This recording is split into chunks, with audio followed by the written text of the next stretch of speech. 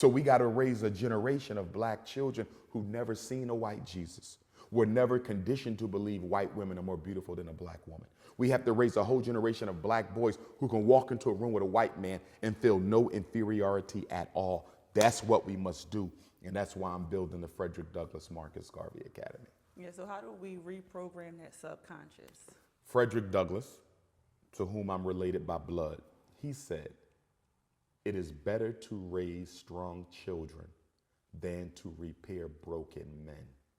It is better to raise strong children than to repair broken men. And to me, that means that reprogramming is 10 times harder than programming.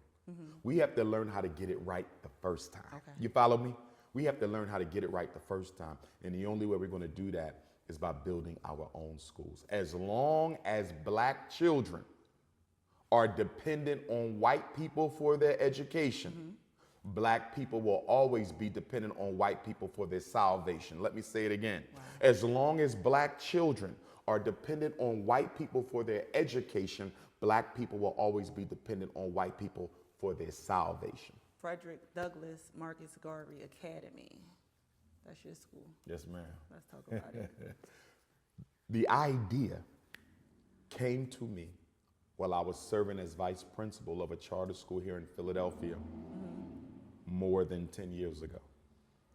And it was an epiphany because in working as an assistant principal, I came to understand that I could impact more children as a school administrator than I ever could as a private therapist. Okay.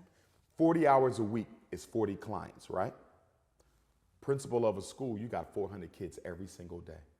If you're trying to impact the next generation, what is more effective? 40 clients a week or 400 children a day? People who are already messed up and you get 40 a week, or children who are still learning and developing and becoming themselves and you got 400 every day. So it was a very smooth transition from being the therapist to being the school principal. And understanding education, psychology, Pan-Africanism, the black predicament, I knew that my calling had to be to prepare the next generation of young black males. So we're going to teach them, in addition to math, science, language, history, civics, those are required subjects. We're going to teach them economic and financial science. They will learn how to write their own business plan. They will learn how to invest in real estate. They will know how to do their own taxes. They will understand multinational investments, all of that. Dietary and nutritional science, how to eat to live. Yes. And then we will also give them agricultural and agronomical science, how to grow your own food. And then we will also give them the science of the black man and woman, building a family, relating to a woman, why we must honor, respect, protect, and adore the black queen. Right. They will be taught that as a class. That is a curriculum. Okay. Not just a lesson, curriculum. And then we also have the military and political science where we teach them self-defense with and without weapons. And we will also teach them how white supremacy took over the world. Why is Africa the richest continent materially, but the people are in the poorest condition? Why was Barack Obama made president? Why are black men 10 times as likely to go to jail than anybody else? Why does America incarcerate the largest population in the world? That's political science. It's one thing to know where you come from. It's something totally else it's something totally different to know where you are. Political science teaches us where we are. And then the final curriculum of the 6 is spiritual and astrological. We're going to teach our young men the science of divination, the science of worshiping God as taught by our ancestors before Jesus, Moses, Muhammad, or Abraham was ever born. Okay. We going back, way back.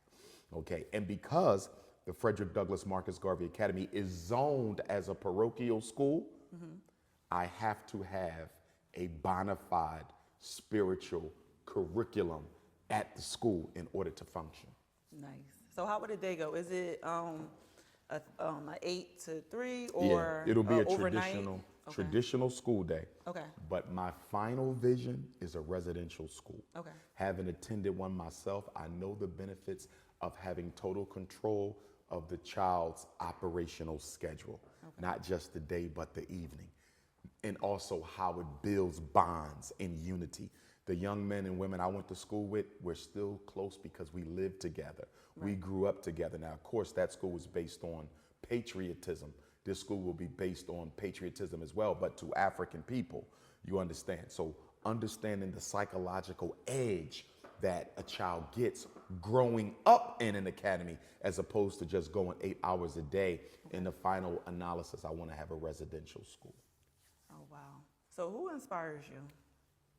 All of my inspiration comes from ancestors. Okay. Obviously, Frederick Douglass, Marcus Garvey, and believe it or not, Harriet Tubman goes before both of them.